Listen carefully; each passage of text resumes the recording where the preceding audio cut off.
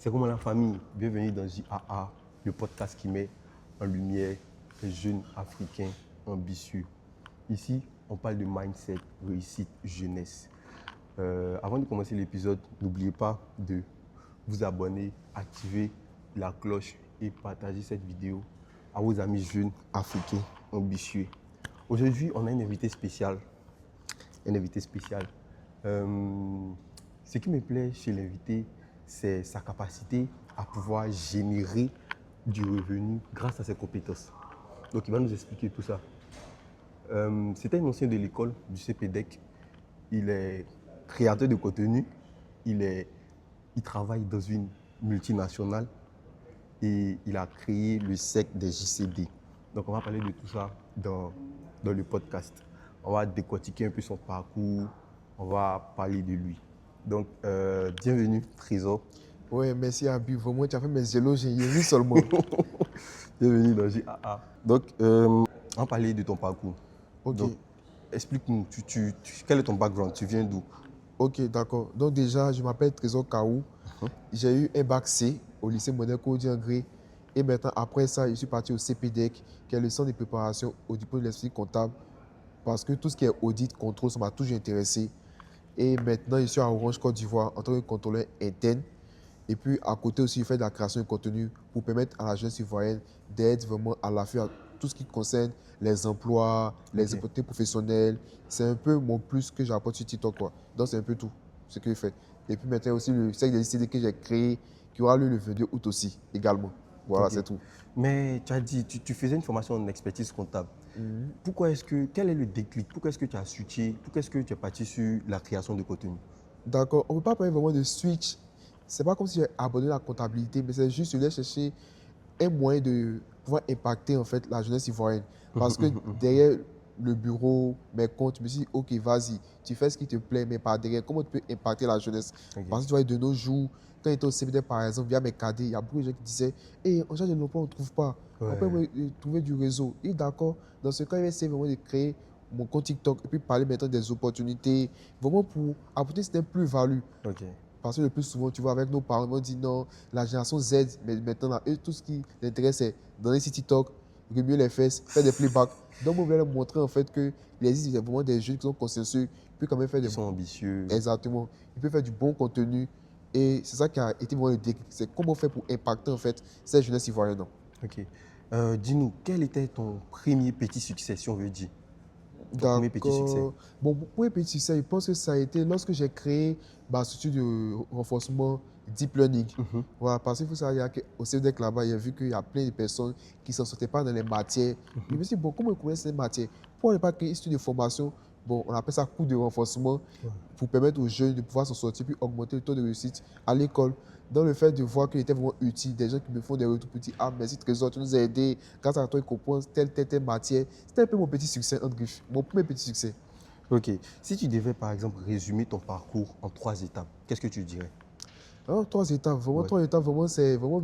Waouh, mon parcours est tellement dense, ça va dans des cibles en fait. Mais en 3 étapes, je vais dire d'abord, au départ, ça a commencé avec découverte. Parce que je suis arrivé, que je sois même à l'école, certes, au départ, j'ai dit que j'aimais bien l'audit et consort. Mais quand tu commences, tu te dis, bon, en vrai, est-ce que l'audit, c'est ta passion? Est-ce que ça tu aimes faire? Et pas vraiment que l'audit, même en général, même. Parce que moi, je suis plus dans une optique de. On vient sur la terre d'une mission de vie. Chacun sa mission, au-delà même de tout ce qui est agent filière. D'être là, de découvrir qu'est-ce que j'aime faire. Donc, j'étais là, je cherchais à voir dans plusieurs domaines, au-delà même de l'école. Ensuite, maintenant, il y a la phase de test. Test, c'est-à-dire maintenant, une fois que je localise des domaines que je pense que j'aime, que ce soit en termes d'école ou même dans la vie de tous les jours, il testait. Maintenant, après, il y a perfectionnement. Une fois que j'ai pu voir maintenant ce que j'aimais, entre autres la communication, la création de contenu, j'échappe à me perfectionner et puis à me discipliner dedans. Donc là, il y a 3 étapes, c'est-à-dire découverte, puis maintenant test et puis après perfectionnement. Perfectionnement, ok. D'accord. Donc, tu as résumé ça en 3 étapes, découverte, test et puis perfectionnement. C'est ça. Ok. Aujourd'hui, entre salariat en multinational et puis création de contenu, comment tu gères les deux? Comment est-ce que tu fais pour pouvoir avoir du temps pour la création du contenu et du temps pour... Ouais, ça c'est une bonne question. Je me pose la question tout le temps. Je peux dire, à vrai dire, c'est pas facile. Parce qu'au départ, comme je suis laissé dedans, il n'y a pas pour vraiment ce paramètre en compte. Voilà. Mais je me dis qu'après un moment, si tu attends forcément d'être bien organisé, de trouver le parfait timing, ça très compliqué. Donc, moi, ce que je fais, c'est que dès que j'ai un petit bout de temps, par petit bout de temps, souvent, par exemple, lorsque, désolé du thème, mais tu es en couple avec quelqu'un, avec une fille, c'est vrai que tu travailles, mais quand même, tu lui accordes peut-être 1 minute, 2 minutes pour dire bébé, je t'aime, etc. C'est la même chose que je fais avec ma création de contenu. C'est comme mon bébé, en fait. Ouais. Voilà, c'est-à-dire que vraiment, quand j'ai un peu de temps, que ce soit via les pauses, ou même quand il descend du travail, je fais ma vidéo de manière spontanée. Parce que le but aussi, c'est de faire vraiment de manière flex, quoi. Il y a d'autres, ils vont prendre leur temps pour faire des montages et consorts. Au moins, comme je vais rentabiliser mon temps, je vais peut-être 10 vidéos, peut-être de 1 minute 30 secondes de manière spontanée. Ça répond au maximum avec les répétitions et tout ça. Peut-être 15 minutes pour faire peut-être 10 vidéos. Tranquille. Et ce que je fais chaque jour, je fais petit à petit, petit à petit. Et à force de faire, il a commencé maintenant à trouver des petits créneaux. Voilà, c'est-à-dire, dès que je vois, je sais que je dois travailler telle à telle heure, je vais Dès descendre qu'il y a sur une la petite route. pause. Petite pause, souvent je fais. Voilà, ou même que je sors, même avec mes amis, je fais. C'est vraiment une partie de moi. Donc, vraiment, j'essaie d'insérer des petits créneaux. Comme je dis, la manière que nous aussi, quand on est en couple, on trouve du temps pour nos bébés, toi. Même chose pour ma création de contenu, qui est mon petit bébé. Ok. Voilà. Ok, explique-nous un peu comment est-ce que tu gagnes de l'argent? Comment est-ce que tu gagnes de l'argent? Puis comment on monétise sa compétence selon toi? Ok, Comment tu bon, réussis à monétiser ta d'accord. Déjà, il compétence? gagne de l'argent via le salariat. Comme tu as dit, sur un cadre quand même à Orange Côte d'Ivoire, il gagne quand même de l'argent. Maintenant, via aussi la création de contenu. Parce que quand tu es créateur de contenu et tu commences à être visible, on te sollicite beaucoup pour des publicités, communication, marketing. Donc, via les collabs aussi, quand même, je me fais un peu d'argent. Et même via même la suite de renforcement que j'ai créé au CPDEC, où on donne des cours de renfort. Parce qu'au départ, sans mentir, avec l'argent des poches qu'il ne pas me donner, il me disait que ça n'allait pas le faire. Chaque fois qu'il vient lui demander, ah, pardon, il y a besoin, il y a besoin Compliqué. d'argent pour acheter des habits. Il va dire, mais toi, il te donne l'argent des semaines, non, c'est déjà fini, tu as quel problème? Donc, c'est ça qui m'a motivé à faire, les cours de renforcement. Donc, déjà, via les cours de renforcement, je me débrouillais. Et même via aussi le CV. Parce que maintenant, j'ai vu qu'il y a vraiment les jeunes aussi qui n'arrivent pas à faire de CV, mais les lettres de motivation. Ils ont commencé à faire des CV puis les lettres de motivation pour les aider. J'ai gagné aussi de l'argent comme ça. Donc, c'est Donc, un peu ça. donc actuellement, tu as beaucoup de sources de revenus. Bon, plus ou moins, on va dire ça dépend des sources, mais quand même, c'est beaucoup. Mais actuellement, tu es sur quel projet actuellement? Euh, Comme je l'ai dit tout à l'heure, c'est le projet du cercle des JCD. Ok, Voilà, qui est un événement vraiment des réseautages qui est pensé pour les jeunes. ok. Voilà, parce que l'esprit derrière, c'est quoi?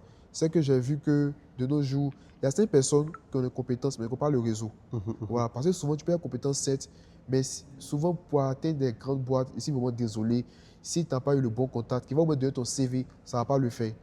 Voilà, pas forcément qu'il va dire non, lui il est fort sans que toi tu aies prouvé, mais qui va même donner ton CV pour que tu puisses quand même franchir les étapes, aller aux entretiens, ça ne va pas le faire. Jo. Et puis aussi, il y a les gens qui ont le réseau, mais peut-être qui n'ont pas assez de compétences. Donc je me suis dit, pourquoi ne pas lier les deux en fait? Lier les C'est deux. à la fois les gens qui ont des compétences, mais qui n'ont pas le réseau, trouver les gens qui ont bien sûr ce réseau, les contacts. Et puis même ceux qui ont le réseau, qui ne sont pas assez compétents, ils vont quand même trouver des personnes qui sont excellentes aussi dans leur domaine. Et puis pourquoi pas, ça va former une belle complémentarité. Voilà, c'est un peu ça. Et surtout, comme je l'ai dit, c'est toujours dans ce but, cette mission de vie, de créer de l'impact pour la jeunesse ivoirienne. C'est dans cet esprit-là que j'ai créé le CDICD, en fait, des jeunes cas dynamiques. Ok, je vois. On va en reparler. Ok, sans problème. Mais est-ce que tu peux nous parler d'un échec important dans ta vie, par exemple? Ouais, Forcément, tu as forcément eu des échecs, ouais, mais un échec marquant. si, parce que pour ma vie, vraiment, il s'est eu des échecs. Vu qu'il a dit que tu as une phase de test au départ, là, il faut tester, forcément, tu n'as pas réussi du premier coup. Mais le premier échec marquant, c'était lorsque j'ai créé un événement. Parce que via Deep aussi a souvent créé des événements quand même assez festifs. Il y a un échec vraiment qui était cuisant. Ça veut dire, durant l'événement en question qui se déroulait à Bata, à Mongof principalement, on n'avait pas prévu de chaises pour les gens, pour nos invités. Donc ça fait que les gens venaient, mais ils ont dit que mais attends, nous sommes 200 personnes, on n'a pas de chaises. Comment c'est possible? Pourtant, l'événement était préparé sur 1 mois, 2 mois, et on n'est pas capable de pouvoir des chaises, juste 5 nattes. Donc je me suis trouvé à être fusillé de partout. On m'a insulté pour dire ouais. Et en plus de ça, on m'a dit, mais toi-même, tu as dit que dans ton événement, il y aura de la nourriture. Ouais, la nourriture, là, à quoi tu pas à midi? Donc, franchement, C'était compliqué. c'était compliqué. Je suis tout le monde dépressé. J'ai dit que je ne veux plus faire d'événements. Vraiment, je suis tout le monde dépression. Mais après, je me suis dit que c'est la vie. Dans la vie de tout entrepreneur, il faut se dire qu'il y aura tous des échecs, quoi. Voilà. Donc, c'est un peu ça. Le plus grand échec qui m'a marqué, en tout cas, jusqu'à présent. Mais c'est un peu finalement, l'échec des JCD, tu as décidé de ouais, continuer dans l'événementiel. c'est normal parce que je me dis que c'est la mentalité des battants. En fait. Ouais. Tu dois tout te relever. Si tu laisses à terre, tu es échoué. Mais quand tu te relèves, tu as encore une chance de réussir. Quoi. Ok. Selon toi, quelle est la plus grande erreur que font les jeunes africains? Bon, moi, je pense que la plus grande erreur, c'est qu'on ne définit pas assez bien nos priorités. Mhm. Actuellement, on est dans une ère où les gens sont dans le battu-vu. Dans le battu-vu. Ouais, vraiment battu-vu. Du Dans, thème. dans le... Ouais, le battu-vu, la consommation, la surconsommation. Je prends l'exemple. Avec l'avènement de certains événements et tout, tu vois, les personnes, par exemple, quand j'entends les prix exorbitants, c'est par exemple dépenser les 200 000, 500 000 pour avoir des salons. Je suis là ici étonné. Pourtant, quand même, avec ça, tu peux investir dans des projets, aller même à la bourse, même investir dans ton personal branding et tout ça. Mais non, et tout ce qui les intéresse, c'est comment faire pour aller à Sini à chaque fois. Donc, pour le moment, c'est ce souci vraiment que j'ai pu remarquer chez eux. Ils ont un manque vraiment de vraiment la priorité. La priorité. Ils n'hésitent pas à bâtir quelque chose. Ils sont plus dans les plaisirs éphémères. Vraiment, c'est fatigant. Et c'est ça qui fait que souvent, la génération Y, je leur donne un peu raison. Quand ils disent en fait qu'on n'est pas concentré, Ouais. ouais, on est superficiel, c'est un peu ça, c'est un peu dommage, mais c'est ça quoi. Ah ouais, j'ai capté. Mais dis-nous, est-ce que tu as un livre spécifique qui t'a inspiré? Livre spécifique, je ne lis pas beaucoup, mais ici, Mhm. il faut des mangas par contre. Voilà, ici, il faut des mangas, donc il faut parler des mangas. Vraiment, en termes de mangas, parce que les livres, sans mentir, je lis, mais pas trop. Mais en termes de mangas, bien sûr, vous connaissez le Naruto par exemple, ça m'a trop inspiré. Ouais. C'est vrai. En fait, les gens Le disent sens où il ne que faut pas lâcher et tout. c'est ça, pas lâcher, il faut toujours être persévérant. Chaque matin, je lis des citations de motivation, je regarde même des animés qui me motivent. Mais derrière, peut-être ça te fait rire, mais c'est sérieux en fait. Non, C'est moi-même, sérieux le c'est ce manga. que je regarde aussi. C'est ça, c'est sérieux en fait. Donc, moi, vraiment, c'est vraiment ce côté, hein, vraiment la persévérance, la persévérance. Donc, bon, il n'y a pas parler en termes de livres, mais en tant que bon fan de manga et d'otaku, il y a des personnes de Naruto qui m'a vraiment appris à ne jamais baisser les Les bras. bras. Tu as un rêve, tu parles de ça aux gens et puis tu accomplis ton truc en fait. Ça, il fait chaque matin. C'est le mindset des grands en fait. Ok, je vois. Après, les gens aussi, il y a des gens qui se disent, ouais, les mangas c'est enfantin, mais c'est pas du tout enfantin. Non, c'est pas fauté, Parce ça que se peut pas. les leçons que tu apprends de ça, là, vraiment, C'est c'est ça du en lourd en fait. fait. Ouais, en tout cas, moi, ça m'a forgé un mindset de ouf en fait. Ok. Ok, si tu devais recommencer à zéro aujourd'hui, Mhm. tu commences par où? C'est déjà commencé à zéro déjà. Tu fais quoi? Tu commences par où? D'accord. Déjà, il y a mon papa qui m'a donné des conseils que j'ai pas pu appliquer en seconde par exemple. Il me disait, va faire anglais, va faire anglais, va au club d'anglais. Tout, j'ai dit, oh le vieux, tu parles de quoi? Maintenant, je vois qu'anglais est en train de me rattraper. Donc, la première chose que j'avais fait, c'est commencer à me mettre dans l'anglais. Franchement, l'anglais, c'est un truc à ne pas négliger du tout. Actuellement, j'essaie d'apprendre l'anglais, mais il y a des difficultés parce que, pas que la langue est difficile, mais maintenant qu'il y a des responsabilités, je n'ai pas le temps. Je vois moi que ça coince. Il me dit que, ah, depuis le début, mon papa il a la vision qui me dit en seconde, va faire anglais, va faire le club d'anglais. Même quand j'étais au CPDEC, c'est durant mes première année 2, il m'a master pour faire anglais. Je n'ai pas fait et je regrette vraiment amèrement qu'il y avoir des opportunités dans certaines boîtes internationales. Donc, c'est l'anglais qui est mon point de départ. J'ai tellement cher bilingue. Peut-être même, on aime appeler le petit américain. Petit américain, sérieusement. Donc, c'est un Ok, peu ça. ok, je vois. Bon, on a parlé un peu de ton parcours, Mhm. on a parlé un peu de tes sources de revenus, tout ça. Mhm. Maintenant, on va parler de comment tu fais pour réseauter, c'est-à-dire Ok. le réseautage, tout ça. Donc, tu Mhm. vas nous expliquer un peu. Ok. D'accord. Selon toi, là, ton réseau représente quoi pour toi? Ah, mon réseau, c'est mon trésor, hein. C'est vrai que souvent, les gens pensent que quand on parle de trésor, on parle de richesse financière. Mais moi, pour moi, c'est pas que ça, en fait. Il me dit qu'une personne, vraiment, elle peut avoir un trésor aussi lorsque, quand même, elle a beaucoup de carnets d'adresses dans n'importe quel domaine. Mais souvent, tu peux avoir des problèmes, mais qui vont te coûter de l'argent, mais tu as trouvé le bon contact, tu parles bien, on lui va dire, oh, t'inquiète, trésor, je te connais un ami, hein, il y a ça pour toi. Tu vois, vraiment, dans mon réseau, vraiment, c'est mon trésor, comme mon autre trésor. C'est mon trésor, en fait. Maintenant, comment je réseau particulièrement, c'est que déjà, avant de m'être connu sur TikTok, il était beaucoup sur LinkedIn.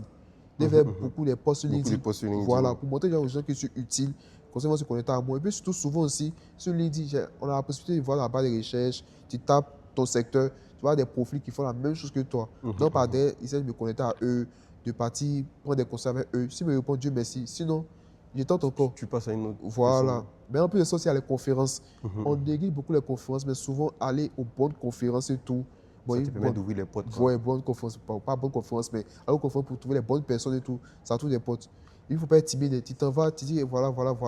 Je m'appelle Trésor, j'ai un stage, par exemple. Tu n'as pas les ça directement, mais tu vas dire que vraiment, j'aime bien ton parcours. Est-ce que tu peux avoir des contacts? Puis par derrière, tu lui parles de ça. Je lui parle de ça. Voilà. Mais vraiment, le but, c'est vraiment de oser. Parce que souvent, les gens, il y a des personnes qui ont un besoin, mais moi, seulement dit, bon, moi, c'est timide, ne vais pas partir réseauter, il n'y a pas aller sur LinkedIn pour aller que j'ai ici gêné. Moi, non, hein. quitte à démarcher entre guillemets, peut-être 10 personnes, 20 personnes, aller les confondre pour les contacts, moi, il ne me lassait pas en fait. Vraiment, il fait du forcing. Chaque fois, tu forces. Ouais, il fait du forcing. Et puis surtout, moi, je ne parlais pas avec les cadres pour le coup. Parce que les cadres, quand tu vas aller les voir, ils vont te donner les cartes visite pour dire, OK, après tu m'écris, ils ne vont pas t'écrire. Ils ne vont pas te répondre. Ouais, surtout toi, tu écris, voilà, ils ne vont pas te répondre. C'est vraiment compliqué. Donc, moi, ce que je faisais, j'ai des personnes qui ont le même niveau que moi qui ont débuté, mais qui n'ont pas assez d'expérience, peut-être un an et puis 3 ans. Comme ça que je vais leur parler de mon problème. Pas qu'ils vont m'aider directement, mais ils vont me dire peut-être s'il y a un poste qui est libre, ils peuvent peut-être conduire mon CV, quoi. C'est un peu ce que je faisais vraiment. Ils faisaient vraiment le nombre et toutes les personnes qui sont comme moi, peut-être des stagiaires, des personnes qui ne sont pas assez expérimentées, parce que les cadres, vraiment, ils sont tellement occupés, ils vont demander, mais lui, il va peut-être quelle valeur ajouter. C'est moi, en fait, j'aurais besoin de lui, mais lui, il n'aura pas besoin Lui, de il n'aura moi. pas besoin de toi. C'est ça un peu. Et c'est ça l'erreur que les Parce gens que font les réseaux, souvent. c'est un peu comme un échange, en fait. C'est vrai, c'est un échange. Chacun cherche son intérêt. Toi, tu lui apportes quoi? Toi, tu lui apportes quoi? Tu lui apportes rien. Voilà, c'est ça. En fait, donc, c'est toujours mieux vraiment de viser le nombre, chercher les personnes en fait, qui ont la même tranche d'âge que toi. Et puis peut-être qu'un an, 2 ans, comme ça, au moins, vous pouvez causer. Par derrière, lui aussi va dire, ah, lui, il sera utile plus tard. Ouais. C'est un peu ça. Mais entre le réseau et puis la compétence, est-ce que tu penses que le réseau est plus important que la compétence? Moi, je ne dirais pas que le réseau est plus important que la compétence. Bon, peut-être que la compétence est plus encore importante que le réseau, mais il y a un lien de complémentarité enfin, entre les deux. Comment ça? C'est-à-dire que quoi? Déjà, quand tu es compétent, ça peut alimenter ton réseau. Dans le sens où, si par exemple, moi, j'ai fait un truc pour toi, au lieu de ton invité podcast, vraiment bien écouté tes questions, j'ai été respectueux. Par derrière, débat encore, tu peux dire, ah ben lui là, évite-le. Il paraît tellement bien comme un expert au niveau de la comptabilité, la création de contenu. Je suis sûr que si j'ai quelqu'un comme par l'élise en termes de création de contenu, comptabilité, contrôleur interne, lui, seulement, ici connaît. Donc, tu vas par derrière, parce que tu es compétent, ton réseau s'agrandit, parce que les gens commencent à parler de toi, et puis ça bâtit en fait le réseau. Mais par derrière aussi, il y a le fait que tu sois compétent, et puis malheureusement, tu n'es pas assez visible. Donc, dans ce sens-là, quand même, le réseau, il peut t'aider, parce qu'au moins, il va te permettre d'ouvrir une porte. Maintenant, toi-même, par tes compétences, maintenant, tu vas pouvoir rester dans la boîte en question. Voilà, c'est un peu ça. Donc, il me dit, il y a un lien de complémentarité. Mais si tu veux raisonner avec pourcentage, il peut dire compétence peut-être 60% et puis réseau 40%. Mais le réseau n'est pas négligeable. C'est en Côte d'Ivoire. Mais comment tu fais pour rencontrer des personnes influentes? Bon, déjà, moi aussi, une personne influente à Timo. Ouais. Voilà, en tout cas, modestie mise à part ici, ouais, plus influente. Mais non, c'était juste pour m'amuser. Sinon, en gros, comme il dit, c'est via les conférences, c'est souvent, bah, tu peux adopter une technique de stalking. C'est-à-dire que tu deviens stalker. D'abord, quand on stalk les filles, il faut stalker aussi ses proies, les personnes influentes. Vu que tu les suis là sur les réseaux sociaux, sur TikTok, si par exemple, ces personnes, par exemple, elles ont des événements, ou elles créent des concepts, tu fais exprès, tu vas là-bas, tu le soutiens. Donc, comme ça, là, il va dire, ah, mais lui, là, tu étais là de mes débuts. Ouais. Et puis voilà, moi, c'est ce que je fais, même sur LinkedIn, sur Insta, dès que tu vois qu'ils sont dans un événement, ou bien ils aiment quelque chose, en tout cas, oui, c'est eux, tu veux rencontrer à tout prix, tu fais de ton mieux pour créer cette coïncidence. Chez lui, c'est coïncidence. Chez toi, c'est un plan planifié depuis des lustres. Ouais. Ouais, c'est un peu ça. C'est un peu ça aussi, bien sûr. Quand toi, tu commences à être influent, naturellement aussi, tu attires des personnes influentes vers toi. Ouais.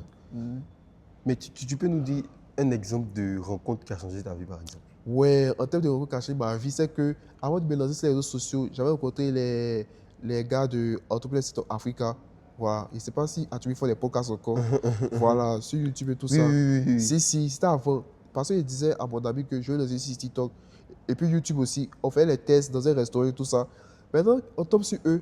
Non, mais c'est que ça. Donc, par hasard, comme ça. Par hasard, sérieusement, comme par hasard. Il y avait fait un statut ce jour-là pour dire que ça, c'est la providence. Parce que comment se fait que moi, j'ai dit, je vais me lancer sur les réseaux sociaux. Et puis, il tombe sur eux. On a même pris une photo, j'ai mis sur LinkedIn pour dire que vraiment, cette rencontre, elle est providentielle. Parce que si Dieu m'a permis de rencontrer mes mentors en termes de podcast, ce que je vais faire de ma DA plus tard, c'est que sûrement Dieu me soutient dedans. Et vraiment, cette rencontre, ça m'a changé. Ça a changé ma considérer des choses. Mais je me suis dit que même si je dois échouer et tout, je vais persévérer parce que Dieu m'a mis la puce à l'oreille pour dire, toi, là, ce que tu veux faire, je vais m'amener dedans. C'est un peu comme si tu Voilà, avais un signe, en fait. c'est ça. Il y a des mentors quand même. Donc, c'est un peu eux. Et puis aussi, il y a la mère Edith Bou quand même. Ouais, pionnière quand même de la communication digitale. Vu que je fais un peu comme elle aussi. Donc, le fait quand même d'avoir pu échanger avec elle à sa galerie, la galerie de son mari et tout ça, ça m'a un peu consolidé dans ce que je vais faire plus tard. Donc, puis, ce sont ces deux rencontres. Mais quand tu rencontres, par exemple, quand tu rencontres quelqu'un d'influent, là, comment tu fais pour te rapprocher de la personne sur le coup? Sur le coup, je viens et puis je dis bonjour, je me présente et puis je dis que vraiment j'aime ce que vous faites. Et puis en fait déjà je montre à la personne que j'ai fait des recherches sur elle avant de venir. Parce que souvent il y a des gens, et ils ne connaissent même pas les personnes, ils les connaissent juste de nom, dans la surface et puis ça approche d'elle. C'est pas comme ça. Il faut faire des enquêtes approfondies. faut savoir sa personne c'est qui, son parcours. Comme ça, vous avez des centres d'intérêt peut-être à partager. Il y aura une discussion plus approfondie. Et puis surtout, tu pourras poser des questions très pertinentes aussi. C'est comme ça que je le fais. D'abord, il faut vraiment faire de ton côté beaucoup de recherches, pour voir avec qui tu parles. Peut-être me regarder aussi ces podcasts souvent parce que la personne donne des informations sur elle. Pertinente Voilà, sur elle. Et puis bien sûr, tu pourras prendre ça pour l'attaquer le jour où vous verrez quoi. Ok. Nous, vu qu'on est jeunes là, quelle est l'erreur que les jeunes font quand, par exemple, ils veulent réseauter, quand il s'agit de réseau, hein? Quelle est l'erreur, disons, l'erreur flagrante que les jeunes font quand ils veulent réseauter? Bon, quand ils veulent réseauter, déjà, il y a remarqué que les gens, ils commencent à réseauter lorsqu'ils cherchent travail. Bizarrement. C'est-à-dire que depuis le début, quand ils sont à l'école, ils ne cherchent pas à réseauter. Ils vont à réseauter qu'ils cherchent travail d'abord. Je prends les gens de LinkedIn, par exemple. J'ai eu à voir par exemple, des cadets et tout. Quand ils veulent réseauter, ils viennent sur LinkedIn, par exemple. Bonjour, c'est un réseau. Aujourd'hui, il vous poste possible parce que c'est question de vues de mort, si il n'y a pas avec des modalités et tout ça. Oh, Bon, c'est son premier post c'est son LinkedIn. post LinkedIn déjà, tu nous déballes ça comme ça. Vraiment, c'est pas très sérieux. Et puis aussi, je pense que souvent, les gens aussi, ils ont tendance à trop mystifier le mot réseau ou bien ils ne peuvent pas encore certains paramètres. Déjà, les gens de ton école aussi, hein, c'est quand même ton premier réseau. Hein. Les gens de ton école, oui. Ouais, Oui. ton école, ton premier réseau, les gens que tu connais, ton premier réseau. Donc, souvent, il y a l'impression qu'on a tendance à trop partir vers les personnes qu'on trouve influentes, des cadres, pour dire c'est ceux-là qui sont au réseau. Pourtant, derrière, il y a des amis et tout qui peuvent décréter la situation pour toi. Ouais. Moi, par exemple, lorsque j'ai fait mon stage pour mémoire à EDSIA, Asset Management, qui était société de gestion de OPCVM, c'est mon ami qui m'a permis d'avoir ce stage en fait. Il m'a dit, ah, Trésor, déjà qu'actuellement, tu cherches un stage pour ton mémoire. Mais quand tu finis, donc ce qu'on va faire, on va voir ton CV, je vais voir ma patronne et puis elle t'appelle. Sans qu'il y ait la phase de l'entretien. Et par exemple, ce qui s'est passé. C'est ce qui s'est passé. Voilà, donc il me dit que souvent c'est ça l'erreur. C'est-à-dire, on ne prend pas le temps de se dire que le réseau, c'est un concept qui est vraiment vaste. C'est toutes les personnes que tu côtoies, toutes les personnes qui t'entourent, qui constituent ton réseau en fait. Les gens pensent que non, c'est les personnes qui écoutent les conférences, les cadres, les débats, ce sont eux qui sont mon réseau. Et c'est vraiment dommage. Ça limite un peu dans l'esprit, ça fait qu'il n'arrive pas à faire des moves assez smart en fait. Ok. On a un peu parcouru un peu le réseau. Maintenant, on va s'intéresser à ton événement là, le Oh, SEC ok, des JCD. d'accord. Dis-nous, qu'est-ce que c'est le SEC des JCD là? Ouais, bon, le CIC des ICD, déjà, c'est un concept quand même. Voilà, c'est vrai que c'est un événement vu qu'au Et code puis, fait. qu'est-ce que c'est et puis qu'est-ce qui t'a poussé à créer ça? Ok. Bon, déjà, qu'est-ce que c'est? C'est qu'en gros, c'est vraiment des résultats, comme je dis, qui vont passer pour les jeunes. Parce que le but, vraiment, c'est de se dire que quand il vient à cet événement-là, je pourrais réseauter. Parce qu'on voit pourquoi à beaucoup d'événements, il y a des conférences, des panels, et puis après, il y a la phase de réseautage. Mais il y a d'autres qui n'arrivent pas à réseauter. Peut-être parce que il y a d'autres qui sont un peu introvertis, tu vois. C'est compliqué. Voilà, c'est compliqué, ils ne savent pas comment faire. Donc, on va créer un cadre où pour réseauter. Je vais créer le cadre, c'est-à-dire nous-mêmes, les membres du CICDA, on sera un peu l'intermédiaire entre ceux avec qui vous voulez réseauter et puis vous-même. C'est on facilite. Il prend l'exemple. Moi, quand il vient vers toi, il vient puis il cause de toi. Directement, le fait de causer à toi, ça dit, ah lui, il cause bien. Il cause bien, c'est que le résultat, c'est fun. Mais par derrière aussi, il dit, ah bon, viens, je t'emmène vers un ami. Il vous laisse, il passe à autre chose. Bon, le but, c'est de rendre le résultat assez fun. Parce que quand tu parles au jeu des résultats, je dis, c'est compliqué. Comme on veut la balle, ici crispé, c'est pas qui parler. C'est un peu ça, en fait, l'esprit, c'est existé. C'est vraiment ce concept-là. Et puis, peut-être sur le long terme, créer un grand comme de réseautage qui va vous permettre aux jeunes de pouvoir décocher des opportunités. Pas forcément en termes d'emploi. Hein. Par exemple, les entrepreneurs, par exemple, ceux qui ont des projets et tout, s'ils trouvent par exemple des potentiels collaborateurs associés aussi, hein, tout ça, ça participe au réseautage. Donc, c'est un peu ça en même temps qui m'a motivé à créer le cercle des ICD, des jeunes cadres dynamiques. C'est un peu ça l'esprit derrière. Donc, en gros, le SEC des JCD, l'ambition, c'est de faire quoi? C'est d'être un peu comme Rotary d'une manière. Ouais, un peu pour Rotary, mais pardonnez, on n'est pas secte. On n'est pas secte. Ouais. Ouais, ça le volet secte, ça, c'est un peu ça, en tout cas, par derrière, c'est un peu ça. C'est un peu comme la Rotary, en tout cas, sans le côté sectaire. Voilà, c'est on va créer, bon, on va ne pas y créer, mais plutôt rassembler les jeunes ambitieux. Parce que quand même, il faut savoir que C'est un peu comme appartenir en fait à quelque chose, quoi. quelque chose, voilà. Et puis, vraiment créer ce cercle vraiment vertueux. Parce que notre génération, elle est vraiment distraite. Parce que, bien sûr, il y a l'apologie partout de tout ce qui est événement, Ouais. de tout ce qui est débauche. Donc, par derrière aussi, il faut que nous aussi, les gens qui sont ambitieux, on peut vraiment créer aussi nos cercles, nos safe place, entre griffes, pour que les gens puissent se dire, OK, dans cette communauté, dans ce cercle-là, je pourrais évoluer, en fait. Donc, c'est un peu ça. Mais la suite pour le SEC, comment ça va se passer après l'événement? Après l'événement, sûrement que déjà, il faut savoir qu'en termes de fréquence, on a opté sur une fréquence trimestrielle. C'est-à-dire qu'on va faire tous les 3 mois des, Donc, tous les 3 mois, il y aura des rencontres. voilà, des rencontres. Mais avant, ça, avant même ces 3 mois, c'est que, comme le nom indique le SEC, c'est que c'est un club qu'on va créer. Donc après, bien sûr, on va essayer de dire aux gens, ceux qui veulent intégrer vraiment le SEC et tout, voici les candidatures sont ouvertes. Venez déposer vos candidatures. Et puis, on va chercher On à aura voir. même les cartes de membres du Ouais, les CERF. cartes et membres, tout ça aussi, pour montrer vraiment que tu appartiens à ce groupe-là. Il y aura même des réunions mensuelles avant même l'événement pour ceux qui sont du SEC ou du staff. Bon, le but, c'est d'échanger, de parler de business, opportunités, stages, emploi, tout ce que tu veux. Et puis, par derrière l'événement aussi, on fera sur une fréquence trimestrielle. C'est chaque 3 mois, il y aura aussi des événements de ce genre. Ok. Est-ce que tu peux nous donner 3 conseils Mhm. pour quelqu'un qui veut développer son réseau? D'accord. 3 conseils déjà. Le premier conseil d'abord, c'est que faut pas écouter tes amis autour de toi qui te découragent à parler dans cet événement. Je m'explique. Récemment, il y a une fille, je lui ai dit que viens à mon événement, ça j'ai cité. Elle dit que il y a une demande à ma camarade, si elle vient. Si elle vient, moi c'est vient. Je n'ai pas compris la logique. Je lui ai dit, mais pourquoi? Elle dit en fait, non, c'est timide. C'est stupide. Donc, je lui ai dit, mais attends, donc si ta camarade, elle ne vient pas, toi tu n'es pas venu. Et puis elle dit, oui, mais va la faire. Le C'est salut est peut-être sa personnel. camarade à bras longs. C'est ça va à bras longs, en fait. Elle ne sait pas. Donc, souvent, il me dit que si quelque chose est bien pour toi, vas-y, n'écoute pas ton entourage. Même ton entourage, par exemple, dit que non, il ne trouve pas le bien fondé dans cet événement, il n'a pas envie, toi, tu t'en vas. Bon, la deuxième chose aussi, c'est que je dirais, vraiment, il faut enlever cet aspect de timidité aussi. Tout qu'on est trop timide, pour tout et rien. Dès qu'on est dans des conforts, c'est fini, on se braque. Il faut vraiment essayer de oser sortir de sa zone de confort. Donc, peut-être que soit ta zone de confort, enlève cette aspect de timidité. C'est pas facile, c'est dans les débuts. Moi, je suis assez timide, j'essaie de quoi il parle, j'essaie d'être introverti. Si mes amis du lycée me voient, Les gens te voient, ils se disent, ouais, non, lui, c'est faux, il n'est pas c'est ça qu'ils introverti. savent tout aujourd'hui. Donc, pourtant, mes amis du lycée me disent, mais toi, tu as changé, tu n'es pas comme ça avant. Justement, j'ai fait vraiment un travail sur moi. Donc, c'est à force de oser, de t'habituer vraiment à côté de ta zone de confort que tu as vraiment à te développer. Bon, le troisième conseil que je me dis, c'est qu'il faut être utile aussi. Parce que le réseau, hein, c'est vraiment un partage mutuel. Certes, tu as besoin de la personne, mais toi, tu l'apportes quoi en retour. Donc, toi aussi, il faut quand même développer ces compétences que tu pourras peut-être utiliser plus tard. Bon, tu vas plutôt être aux yeux des gens vraiment très utiles. Et puis, ils vont se dire, OK, moi aussi, je vais être dans ce réseau, parce que c'est une personne qui m'est utile. Il ne faut pas se dire que non, moi étant la main, comme ils vont dire, hey, aidez-moi, oui, toi, pas derrière aussi, hein. On ne pas tendre la main vers toi, c'est dommage en fait. Ouais. Donc, c'est un peu ça. Je vois. Maintenant, on est arrivé presque à la fin du podcast. On a une dernière partie, c'est la partie questions-réponses. OK. Donc, c'est-à-dire quoi? Je te pose, je te donne une situation, toi, tu donnes la réponse. Sans problème. C'est bon? C'est combien de cas pratiques? Voilà. OK.